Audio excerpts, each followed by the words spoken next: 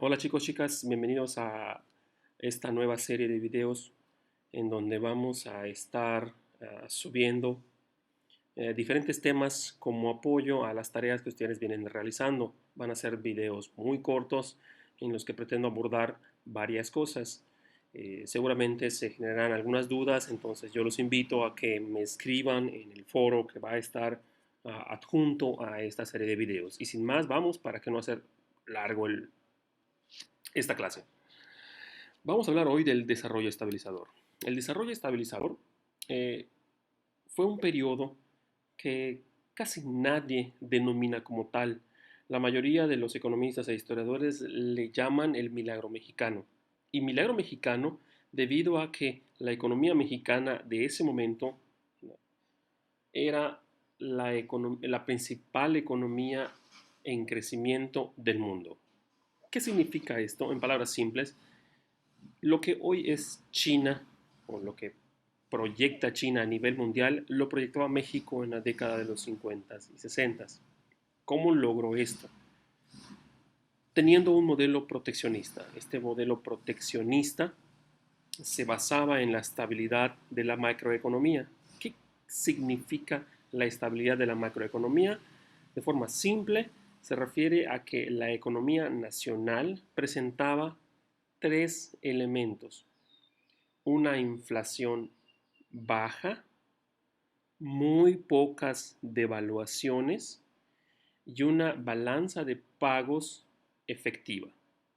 Si ustedes están viendo la pantalla, lo que acabo de decir es contrario a inflación alta, devaluaciones y una balanza de pagos deficitaria. Es decir, el sistema económico mexicano lograba con mucho éxito que la economía se desarrollara. Pero ¿cómo lograba esto? Los países a nivel mundial empezaron a entender de que la balanza de pagos era el eje fundamental de todas las economías. ¿Qué es entonces una balanza de pagos? Antes de entender qué es una balanza de pagos, hay que saber de que los países empezaban a entender de que, como lo pueden ver en la imagen, los países que tienen un mayor crecimiento económico tienden a tener mejor nivel de vida, como lo que sucede en China. Mucho crecimiento, mejor nivel de vida. Entonces empezaban a voltear a desarrollar políticas que les permitieran tener altos niveles de crecimiento, como lo estaba teniendo México. Y la respuesta de ellos llegó a través de la balanza de pagos.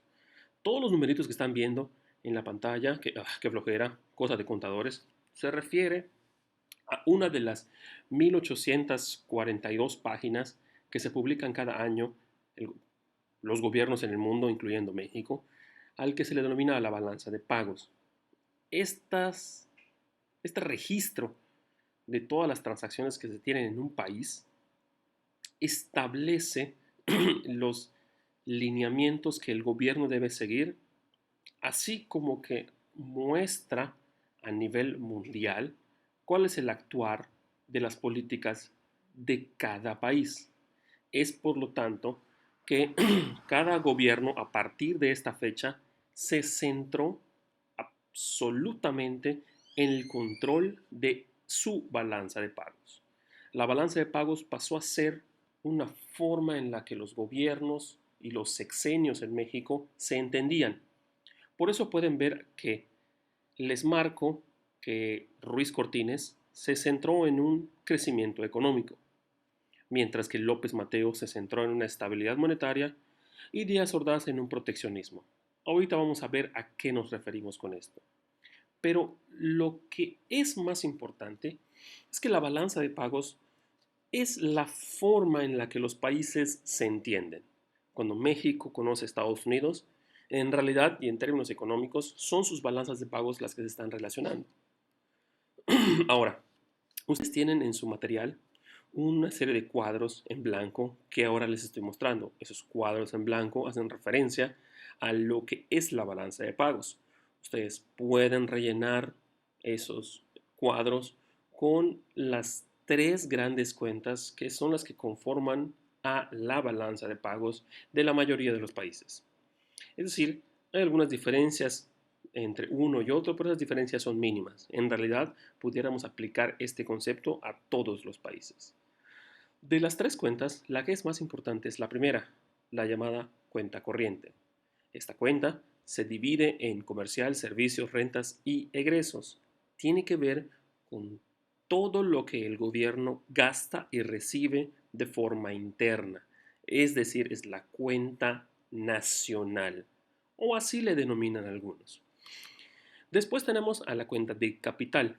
Esta cuenta de capital, si bien es muy importante, muchos la clasifican como secundaria. Tiene que ver con el dinero que se le está invirtiendo al país y se puede dividir en nacional o internacional. La tercera, o cuenta financiera, también se le conoce como la cuenta política, porque es la cuenta en la que los gobiernos tienen mucha más influencia. Esta cuenta incluye el endeudamiento o préstamos externos, los impuestos a los productos que llegan al país o aranceles o las devaluaciones. Regresando a qué es el desarrollo estabilizador, hay que determinar que este modelo económico contó con 5 pasos, 5 ejes que llevaron al país al éxito económico.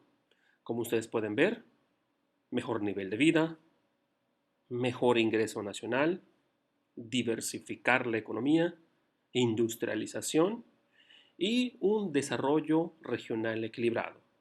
Este último se refiere a que no hubiera tanta diferencia entre el ambiente rural y el ambiente urbano. Ustedes estarán preguntando, bueno, ¿estas políticas se siguen manteniendo? Algunas no, otras sí. ¿Qué fue lo que llevó a que este modelo funcionara? Simple. El mundo estaba destruido por la Segunda Guerra Mundial y además de eso, estábamos en una plena guerra fría. Esta polarización de las economías internacionales creó una debilidad en los países que eran históricamente los industriales. Este, esta coyuntura la supo aprovechar México muy bien y llenó ese espacio que estos países no estaban cumpliendo. Esa es la respuesta del desarrollo estabilizador. Ahora, ¿qué presidentes conforman a este periodo? El primero es un presidente, vamos a decir, un tanto polémico como el que tenemos actualmente. A unos le llamaban el Catrín, a otros le llamaban el presidente pobre. ¿Por qué pobre? Porque fue pobre. En su infancia, sus padres, su familia se separó y él pasó varias penurias que lo llevaron a diferentes caminos de la política y que cuando tuvo la oportunidad de ser presidente, su eslogan del gobierno fue honradez. Fue el primer presidente en establecer una declaración patrimonial de su riqueza antes y después de su periodo. Pero el avance más importante que tuvo su gobierno, además del éxito económico, es que se le reconoció el derecho del voto a la mujer en México. Ese trabajo fue desarrollado por muchas mujeres, en particular muchas de ellas yucatecas, como Elvia Carrillo Puerto. Es una de las feministas más importantes de nuestra historia. Es hermana de Felipe Carrillo Puerto y ella, junto con otras, desarrollaron desde 1920 o hasta antes, muchos dicen, 1911, un sinfín de actos que van a culminar en que en 1953 se le reconozca el voto a la mujer. Este es sin duda el hecho más importante del gobierno de este presidente. Entre otras cosas que también ustedes tienen en sus tareas es que se crea la Comisión Nacional de Energía Nuclear. Si bien hoy la energía nuclear en México está más que regulada y muchos piensan que hasta prohibida, es un gran avance del que se tuvo en ese momento. Surgieron unos movimientos como el ferrocarrilero y el magisterial que fueron adquiriendo mayor importancia y que van a llevar a la conformación de las instituciones que ustedes tienen en sus tareas. Además de que se creó un primer mega programa de política social, denominado como la Compañía Exportadora Importadora Mexicana S.A. Vaya nombre. Pero sí, en ese momento el gobierno tenía empresas que, a similitud de lo que puede hacer hoy, deberían ser conocidas como un Dunosusa, donde el gobierno vendía productos a la población a precios muy bajos.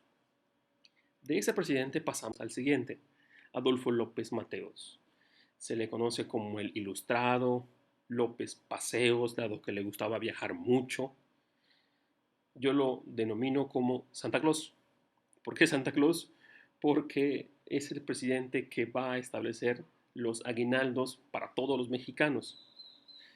Es uno de los mejores presidentes de la historia, por su sencillez, por su popularidad, pero sobre todo por su respeto, porque las políticas que va a desarrollar siguen aplicando hasta la fecha.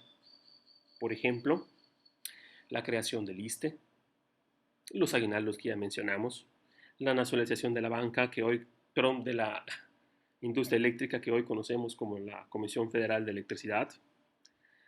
Hoy México y la Ciudad de México son potencia en cuanto a museos y él va a crear los tres más importantes, como es el de antropología e historia.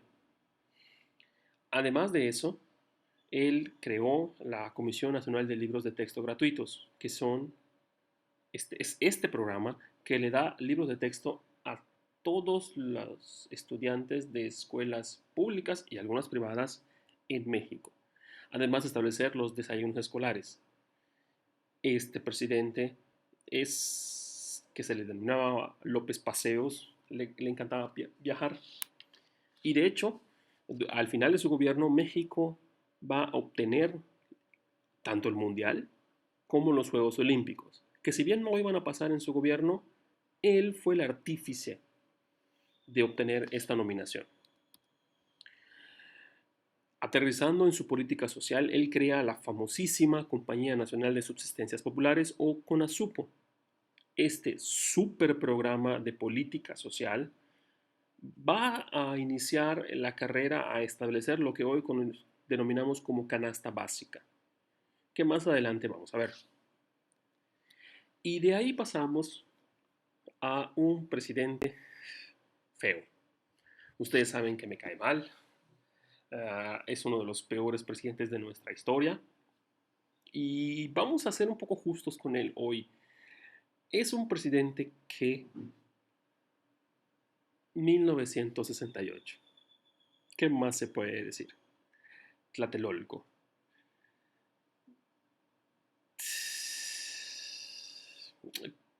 La forma en la que yo les doy clase es que vean esta similitud histórica.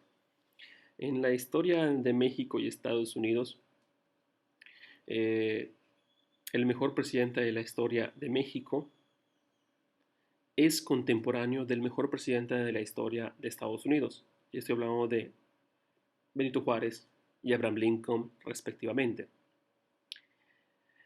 Son como los presidentes históricos, dioses, vamos a llamarles. Del otro lado tenemos a los que son los segundos mejores presidentes de la historia de México y de Estados Unidos, que sería en México Lázaro Cárdenas y en Estados Unidos Franklin Delano Roosevelt. Al mismo tiempo presidentes. Y pues, ¿qué creen? El único presidente de los Estados Unidos en renunciar fue Richard Nixon. Muchos lo denominan como el peor presidente de la historia de Estados Unidos. ¿Y quién creen que estaba gobernando México cuando Richard Nixon renunció? Pues Gustavo Díaz Ordaz. En realidad lo recordamos hoy como un presidente ultra reaccionario, conservador y represivo.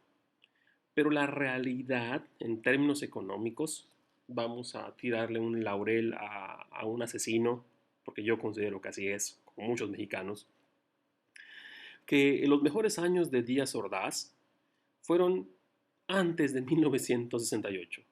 Él tuvo la oportunidad y realizó grandes avances en el plano económico, como lo son el metro de la Ciudad de México, la Ley Federal del Trabajo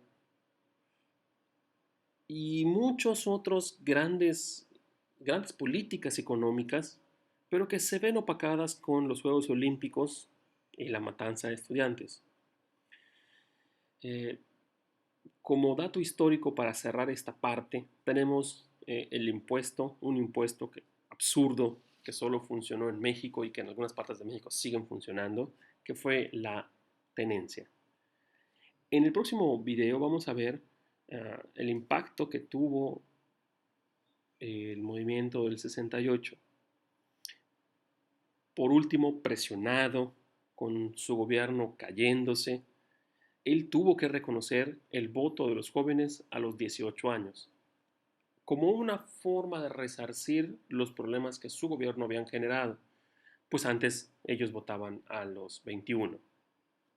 Queda un poco cojo este Díaz Ordaz, pero lo vamos a retomar cuando veamos el movimiento del 68.